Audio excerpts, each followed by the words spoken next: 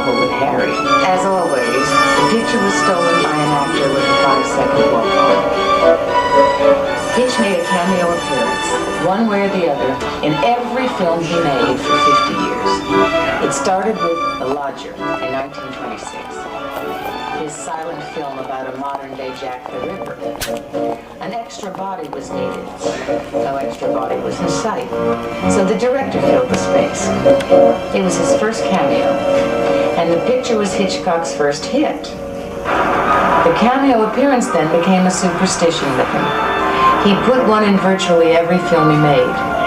And then the cameos grew from being a superstition to becoming a delicious private joke between the director and the audience. They wondered how Hitch would do it every time. When he announced he was making Lifeboat, with all the action taking place on a small boat in the middle of the Atlantic Ocean, everybody wondered how Hitch could possibly make his cameo appearance there. I sit here about some paper that would have pierced our lifeboat for 80 days. In 1955, the popularity of the cameos gave Universal Chief Executive Lew Wasserman an idea. We ought to put Hitch on television, he thought. And so they did. Enter Alfred Hitchcock Presents, the half-hour mystery show that America would never forget. The stories always end with a twist. Or as Hitchcock liked to say, it has to end with a snapper, like The Glass Eye, where a woman falls in love with a handsome ventriloquist and is surprised to discover what is real and what is not. Max Cody! Or Specialty of the House, where Robert Morley plays a character by the name of Mr. Laffer. Insisted that he be served the specialty of the house at a secret and very exclusive eating club. He soon discovers that he himself is about to become the specialty of the house. Hitchcock's favorite show was Lamb to the Slaughter. Barbara Bel Geddes, a few years before her Dallas days as Miss Ellie, is preparing dinner for her policeman husband when he coolly informs her that he's leaving her for another woman. Try and stop me. Bel Geddes clubs him on the head with a frozen leg. And when the police come, for some reason, they just can't seem to find the murder weapon. Suppose George take this phone home to my dog? George, she said she never wants to see it again. Hitchcock got away with murder every week, literally. And by using his final appearance on the show to explain how... In the same way. Unfortunately, he was a forgetful type and had forgotten to plug in the freezer. The meat was as soft as jelly. Actors loved working on the show because of the excellent scripts. And many of those players went on to some pretty impressive careers. You rotten Steve.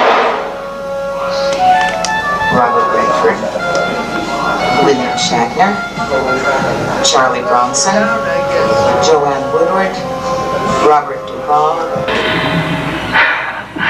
After all these years, well, I still find that scene a bit chilling. It's a classic Hitchcock. Hello, my name is Kim Novak. I did a film for Mr. Hitchcock called Vertigo. It also involved icy water. Despite the fact that I never learned how to swim, Hitch had me jumping into San Francisco Bay. Fortunately, I had Jimmy Stewart to rescue me. Alfred Hitchcock used an endless variety of tricks and techniques to create the illusion of reality in his films. For instance, when we made Vertigo, Jimmy's character is petrified of heights. So Hitch dreamed up an amazing effect that combined camera movement and model photography that gives the audience the dizzy sensation of vertigo.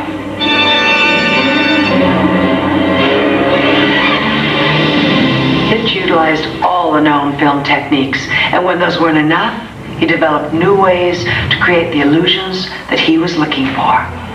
A favorite trick was his use of blue screen or matte photography to create exotic, dangerous situations without ever leaving the studio in Hollywood.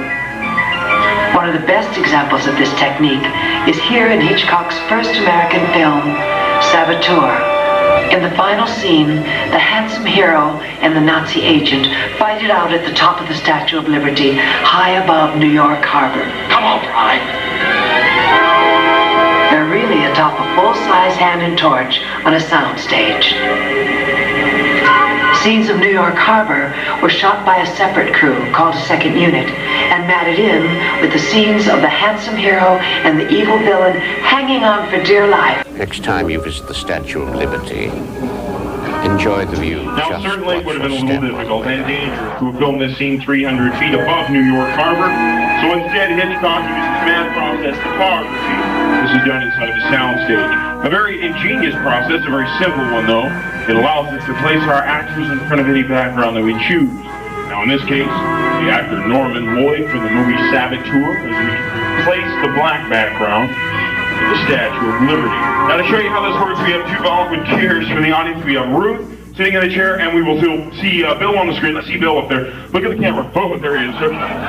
Now, Bill, you are both playing the evil villain. We have a close-up on your face, so I hope you're a very good actor, Bill. You have to show things like fear, anger, and happiness. Let's see a little fear, Bill. Fear. Bill, is that fear or constipation? You look great. Now we're going to replace the color blue you're standing on with another background. Bill, look down and look scared. Look down. Okay, now look up. Look up and look me. Superman. Nice job. Okay, Ruth, it's your turn. As soon as that camera moves, now by moving the camera away from Ruth, it's going to make it look as though she's falling about 300 feet. So Ruth, as soon as the camera moves, kick your legs and wave your arms. Because folks, in the movie Saboteur, Norman Lloyd falls off the statue. He's hanging onto the arm of Robert Cummings. Now that is your part, Bill. You're looking up at Robert Cummings. He's the only man who can save your life, but you're literally hanging on by a thread. Ruth, don't forget to scream and wave your arms, kick your legs, go crazy. I'm holding onto the statue and hitching his very hard when I'm falling. So you there, hanging onto the torch. Remember, you're looking at the man who's trying to save your life, but you're literally hanging by a thread. And you, there in the chair, when it's your cue, start kicking your legs and moving your arms about. And both of you, when you see the red light, you're on. And remember, you're 300 feet above the ground, plummeting to your death. Don't hold back. Give your... Action! Let's start this scene. We start with you, Bill. Let's see that fear again. Fear! That's good fear, Bill. Okay? No, God, no, God, please, no, no. Oh, no, please, no, no, help me, please, help me. Help me, please, no, no, please, no, oh, no, please.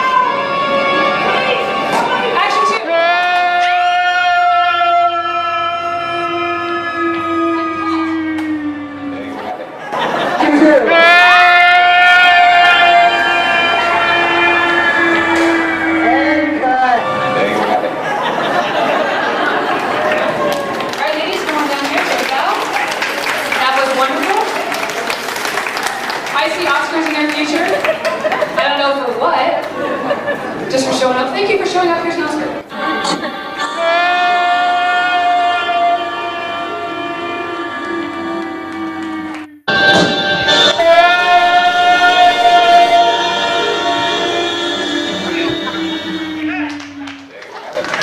Lights, camera, action, one!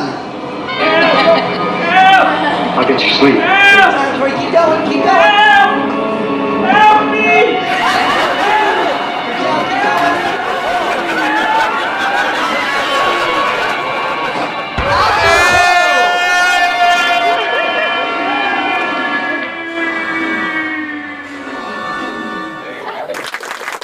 One of his most successful transformations involved this. The merry-go-round, a thing of innocence and childhood joy. Yet in the dramatic finale of Hitchcock's classic film, Strangers on a Train, the merry-go-round becomes a lethal weapon. Hello, I'm John Forsythe. And then they say action. Having been in 2 of Hitchcock's films, Universal Studios asked me to tell you a little bit about the great special effects that he used in the finale of this suspenseful film. It begins with an innocent conversation between 2 strangers on a train. By the way, my name is Bruno Anthony. But this conversation turns to murder. I hear one of my ideas for a perfect murder. You do my murder. I do yours. I may be old-fashioned, but I thought murder was against the law. Is your name Miriam? Why, yes. Bruno offers to kill Guy's unfaithful wife. All Guy has to do in return is kill Bruno's hated bully of a father. The psychopath Bruno does the dirty deed. Now, Guy is supposed to murder the father. Mr. Anthony, don't be alarmed, but I must talk to you about your son. About Bruno, Mr. Anthony. Yes, Mr. Ames. But when he doesn't, Bruno frames Guy and tries to murder. Oh, bad shot.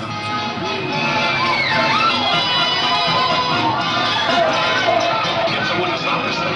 I can handle it. The man crawling underneath was the real carousel mechanic who had volunteered for this very dangerous stunt. Stop! Well, do you want to do it yourself? No, I guess he can make it all right. Hitchcock said later he had nightmares about what would have happened if the mechanic had raised his head just an inch or 2. Meanwhile, there's a fight going on between Bruno and Guy, and it's obvious who the villain is and who's the good guy. Hitchcock set up a real merry-go-round like this one at the studio, but the fight scenes were filmed without the merry-go-round moving. You know, many times in motion pictures, you have to move the scenery instead of the actors. So, the whirling carnival you see flying by in the movie is actually a specially filmed image projected on a screen from the rear. Just like the rear projection screen you see in our own soundstage here. Now, watch closely to see how it's done, because in a minute, you will get the chance. Projected on that screen is a film of the carnival, seen from the point of view of a runaway merry-go-round. Now for the climax. Hitchcock used a miniature, just like ours. He combined shots of the miniature with life-size pieces of the merry-go-round filmed on a soundstage. The miniature was exploded and filmed. And this exploding footage was rear projected with extras reacting in front.